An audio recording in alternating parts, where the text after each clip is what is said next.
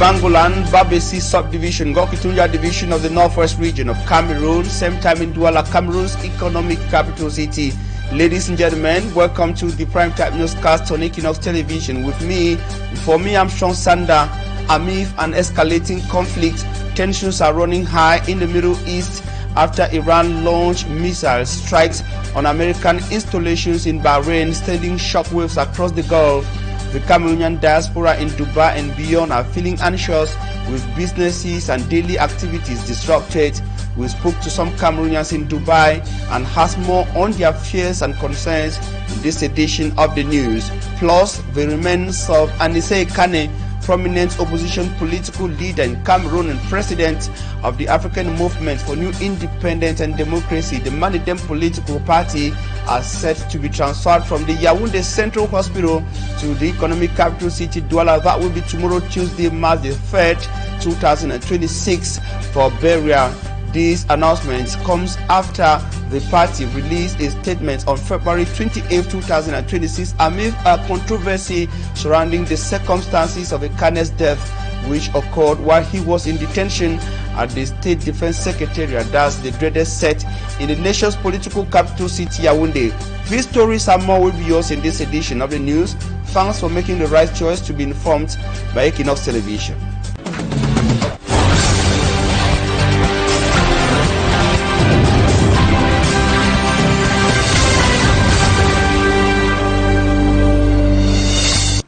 We begin in the northwest region of Cameroon. After 10 years away, Fonchafa Isaac has returned to his village, Bangolan, that is in Babesi subdivision of the Ngokitunja division of that region, despite his recent detainment by the fraction of notables of his village who accused him of desecrating the tradition of the Bangolan people. He was escorted under tight security. The senator of Cameroon's upper house of parliament was welcomed by his supporters and authorities of that locality, as Innocent Aze tells us in the following report.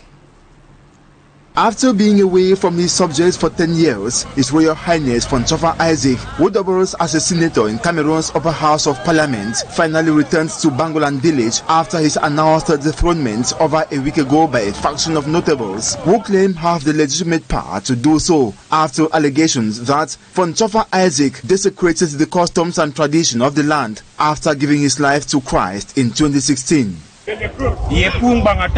I have never used religion as a weapon against culture, nor culture as a weapon against religion. Our ancestors understood coexistence long before we began debating it. After recent tensions, Fonchafa Isaac announced his return to Bangolan that eventually occurred on Sunday. He was escorted under tight security to his village, where he was welcomed by some of the natives and those who accompanied him from Fumban in the west region, despite an announced ghost town by the opposing faction to frustrate his homecoming. Some of the natives who witnessed the return of the long-time opposed Fon expressed delight seeing their Fon after 10 years. I am Prince Shafa, one of the princes of the Fondom of Bangolan. Today we are happy Bangolan is back, and you saw the mobilization from the sons and daughters of Bangolan from and around. We are happy we are back in a community. During a meeting with his subjects, Fonchafa Isaac regretted all that had happened. All of that was done, said true or false, and acknowledged his shortcomings that may have caused pain and misunderstanding in the village. I am sorry sincerely for the harm that came from my actions. I am sorry for the division that followed. I am sorry for the pain many of you carry. But I do not lay down my responsibility because I apologize. I stand firmer in it.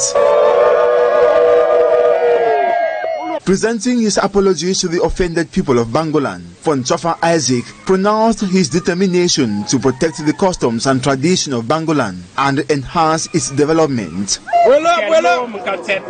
I will not allow Bangolan to be left behind in a wave of change and innovation.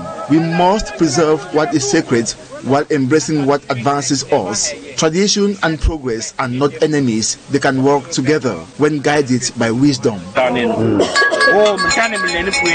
From Chafa Isaac, pledged to listen to everyone, every problem they bear, and address all grievances of his subjects like a father and custodian of heritage that he is. He implores that peace be given a chance for a new and fruitful beginning in Bangolan village.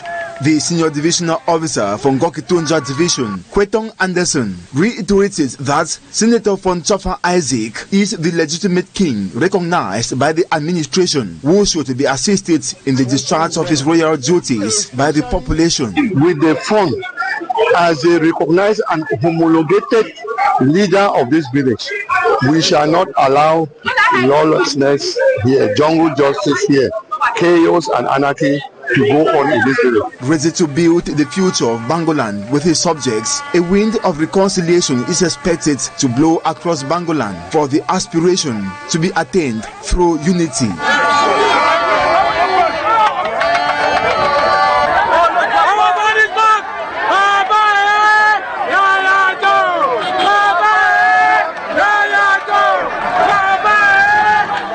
And now to the southwest region, the public independent conciliator for that region, Dorothy Atabo Mutaze's emotional return to Menji in the Lebialem division highlighted a stark contrast between a village she once knew and the challenges it now faces, including water shortage, inaccessibility. During a town hall meeting with the people of Menji, she urged the community to put aside their differences, calling for peace and development in a region that has seen challenges with years of a conflict. Rexa von Hasmo in Boya.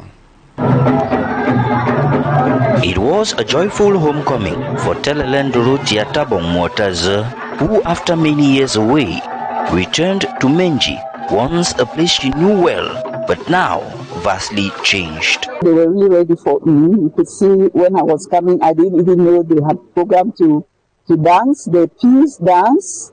To mean that they were appeasing the grounds. I'm very happy coming here after so many years, but very not happy with the way I have seen the subdivision, the road. It used to be a very active, agile place. During a town hall meeting with the members of the Menji municipality, several issues were raised, including the inadequate supply of water and the inaccessibility of certain villages. We plead for a permanent solution, that is construction of a Menji Road.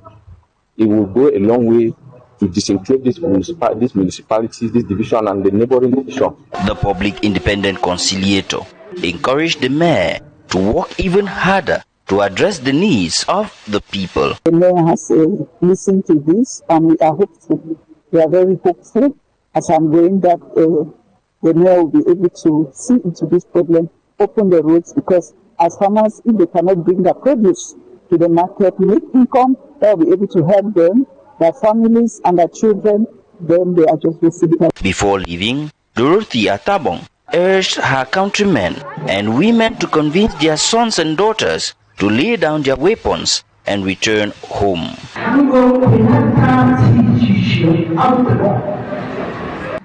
Other regions are progressing, advancing and leaving us behind. We must change our mindset, our attitudes and our behaviors. How long will we continue fighting? Where do we think this conflict will lead us? Menji, once at the epicenter of fierce battles between the armed forces and militia, now faces the challenge of rebuilding and moving forward. And now the Newtown Aeroport neighborhoods of the city of Douala faces a disturbing level of insecurity characterized by robbery, assault, and activities of drug dealers. Inhabitants say that it is a problem, especially at nightfall. They were expressing their worries to our reporter Sadiq Chakuchu, who went meeting at the Newtown Aeroport neighborhood. Residents of the Newtown Aeroport neighborhood in the Douala 2 subdivision have been living in fear for the past 8 months. Moving from Texaco to Elf neighborhood has become risky at night and during the day. One of the causes of the rise in insecurity is the proliferation of the buying and selling of drugs. There are some individuals who often come here to smoke. Sometimes they come with women and at times rape children. Before, when there were shops, people could easily buy and we didn't have any problem. But since there are no street lighting, we see all sorts of things. Let's not forget that we are on a business road. 8 months ago, this area was filled with shops and business centers which helped the daily lives of residents. What are we going to do when we move? Before, there were shops here that allowed us to feed ourselves, but with the insecurity here, we fled to find another place to sell our goods.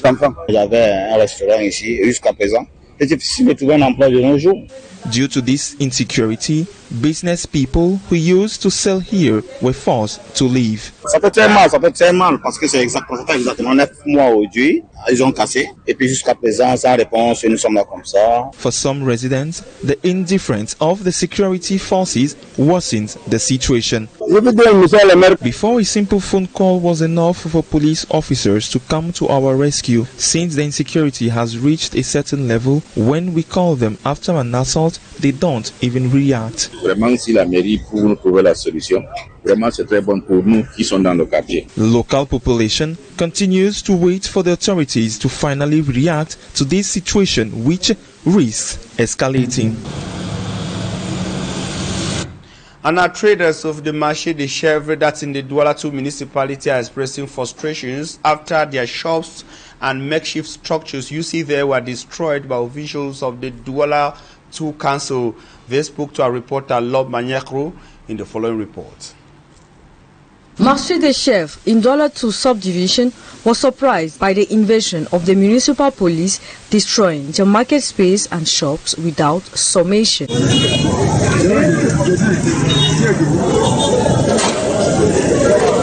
These actions causing the grievances of these market actors. The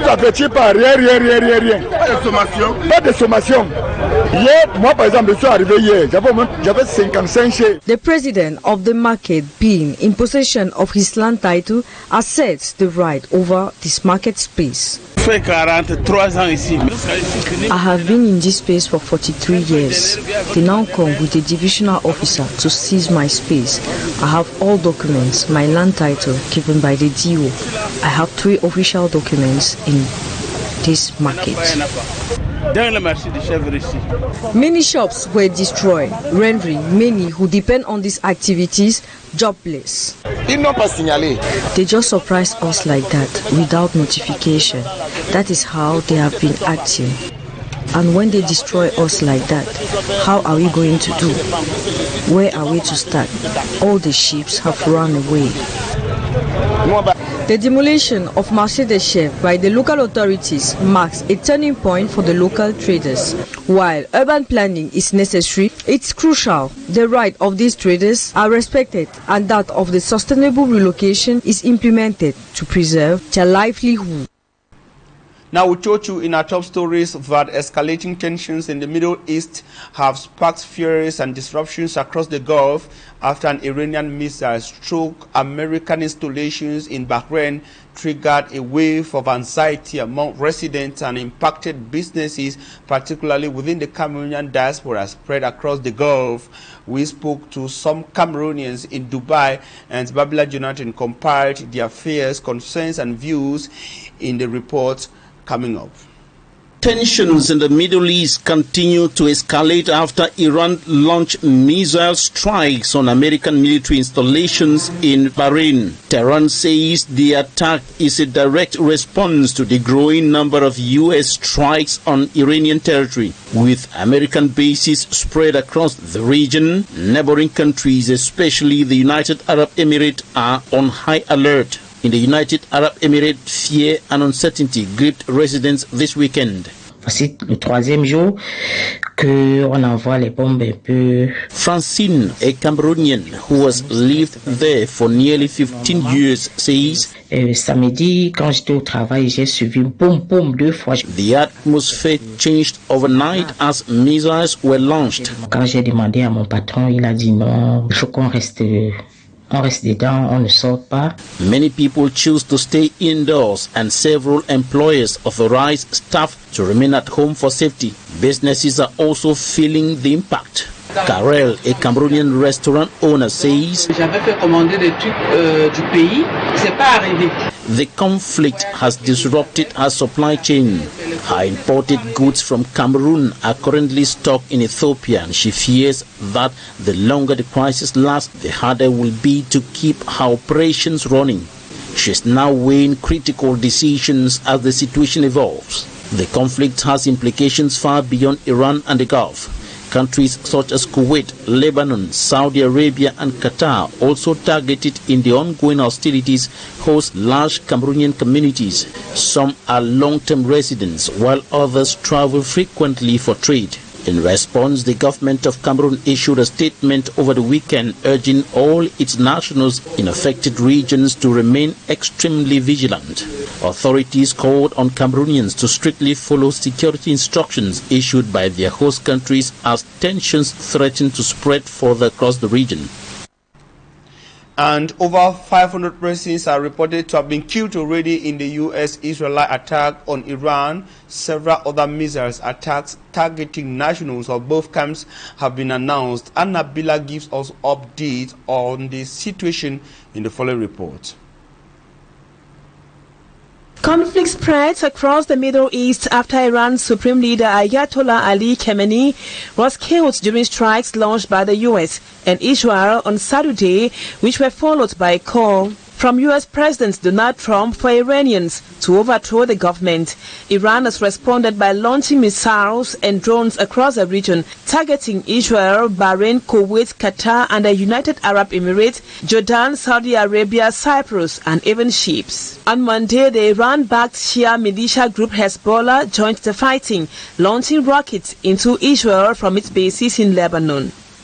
One of the major reasons for the strikes or attacks in Iran is aimed at changing the regime. This could explain the genesis of the attacks on Iran by the U.S. and Israel, an attack which has killed their guide, but Iranians are still divided.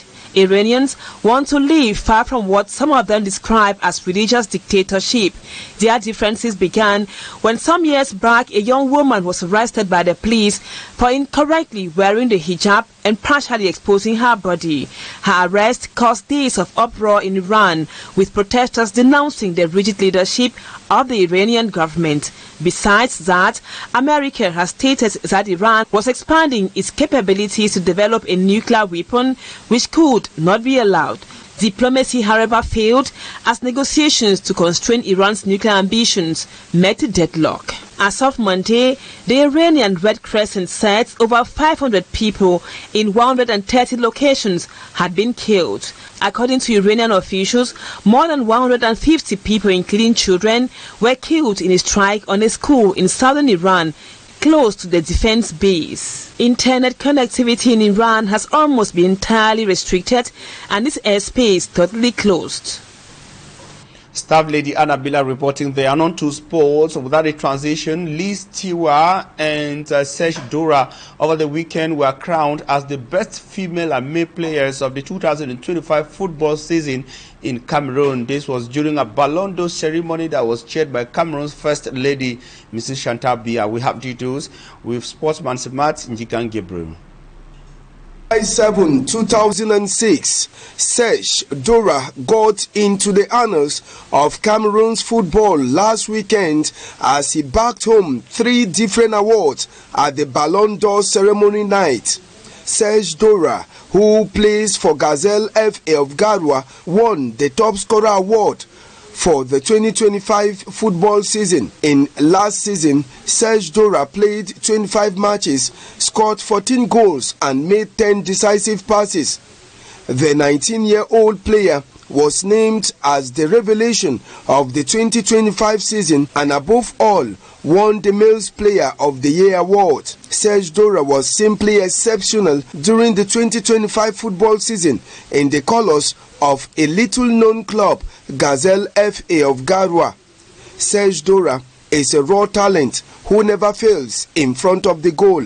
Another face which was discovered was that of Liz Tiwa Fresh Melon of Lekie women's football team. She bagged home a double award during the Ballon d'Or night.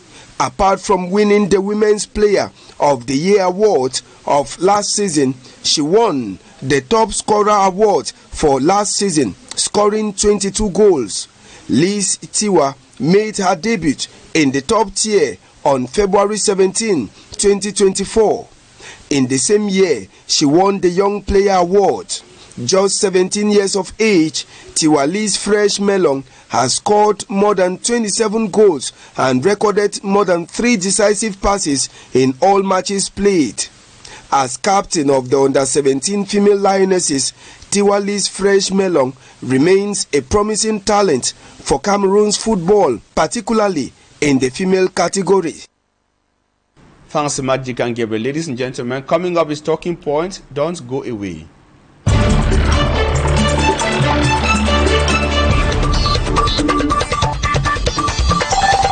And tonight on Talking Points, our guest is joining us from the United States of America. He is NFORMI EK. He is an activist of African traditional religion, Bom traditional religion, a US-based critical mind. Now, with him, NFORMI, we are happy you're joining us on this edition of Talking Points on Equinoxe Television. First question, you've been keen on the unfolding tension in the Middle East and after the Israeli-American coordinated attack on Iran. You are in the streets of the United States of America. First question, how are Americans reacting to yet another U.S. involvement in the Middle East? Concerning the reaction of Americans concerning the war between United States and Iran,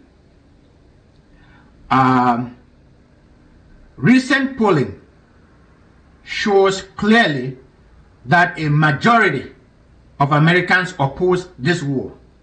They are very skeptical of any confrontation between America and Iran. Only a few minority actually accept or approve of the war.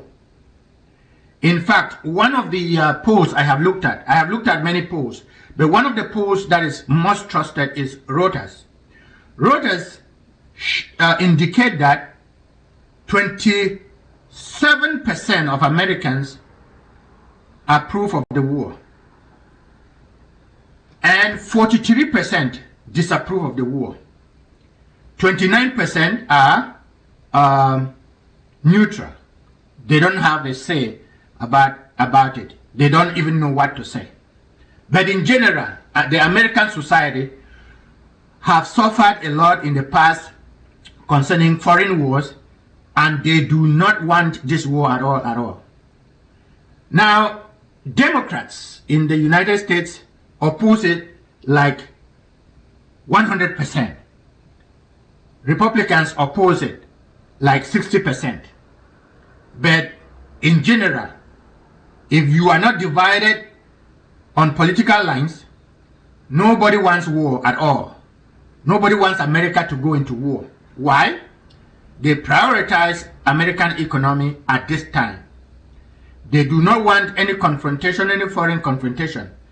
Trump's agenda on America first is what Americans need right now. Now,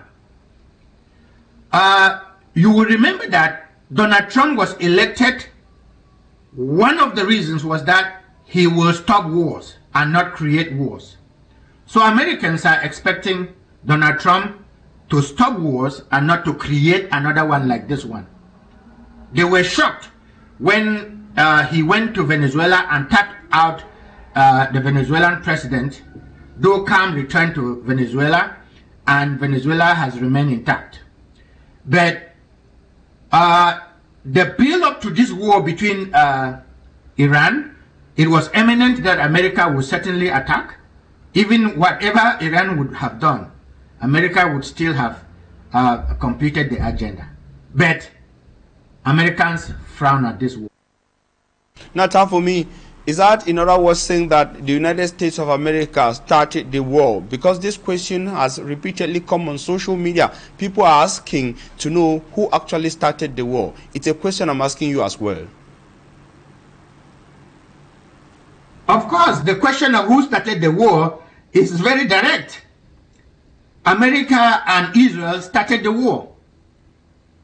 Now, the underlying question may be who provoked the war? And it would depend on whom you will interview or whom you will talk to. Americans and Israelites will say Iran provoked the war.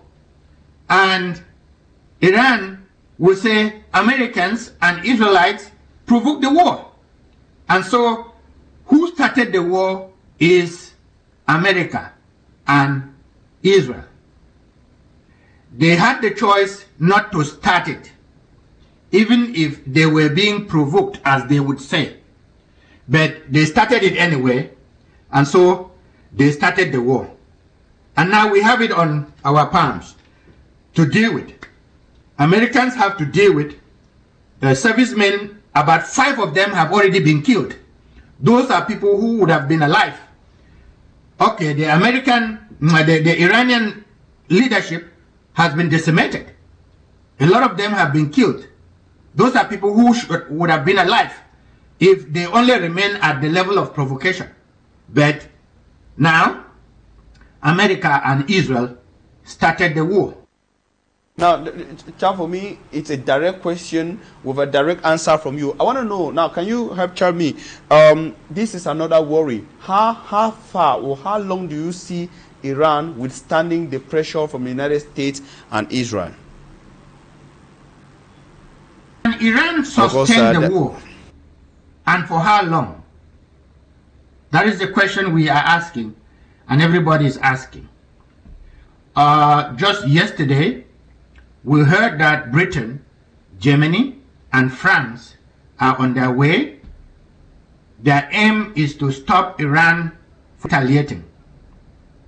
Now, we also heard that the Yemeni government said they are entering the war, and then they are stopping every maritime transportation within the international waters. We have also heard that North Korea is challenging Americans and Israelites and condemning them. Who knows if North Korea will also enter the war? We also understand that Russia, it has stakes in Iran. They have their businesses, they have their interest in Iran, and they would want to protect those interests. Who knows if they will outrightly enter the war? Now, China has a lot more than Russia interest in Iran. They may want to come in. Who knows when they are going to come in? Now, the question will be, who has started the Third World War? Who has started the Third World War? That is the question. If all of these interests come to be meaningful or come to be real, who has started the Third World War? It is America and Israel. Now, you will find that China has a lot to protect in Iran. They may not outrightly enter the war, but they will come through Pakistan and rearm Iran. Russia will also be rearming Iran through very covert ways. Now, we also know that the Iranians already knew that they will be attacked, and overwhelmingly so. And so they distributed most of their launch pads for missiles into smaller warehouses, so that they can launch not from the major military bases. They may launch from, I may sit here, if I'm an American or an Iranian soldier, I may sit here and launch a missile. They distributed the missiles to numerous thousands of warehouses from where they can launch. Otherwise, Israel already hit their missile depots, America already hit their missile depots, but they are sending ballistic missiles into Israel and sending ballistic missiles all over the Gulf countries. And so, where are they launching those things? They are launching those missiles from warehouses where they already distributed their munitions, because they already understood that America was to overwhelm their military bases. Okay? So they may be able to sustain the war. The only thing that America and her allies may do is to send in ground troops. But that is not feasible because it will require a lot to do. And it will mean America is ready for a lot of losses when it comes to ground troops like in Iraq. Thanks very much, NFORMI EK, for your time. That was NFORMI EK, a US-based Cameroonian cultural influencer. He is an African tradition or a Mom traditional religion activist. As I told you, he's based in the United States of America. Thanks enormously for your time and your contribution. Ladies and gentlemen, we also thank you for your keen attention. We urge you to stay in the company of interesting programs on your #1 television network, Equinoxe, live from Douala, Cameroon. Have the rendezvous with us tomorrow, same time on same frequency.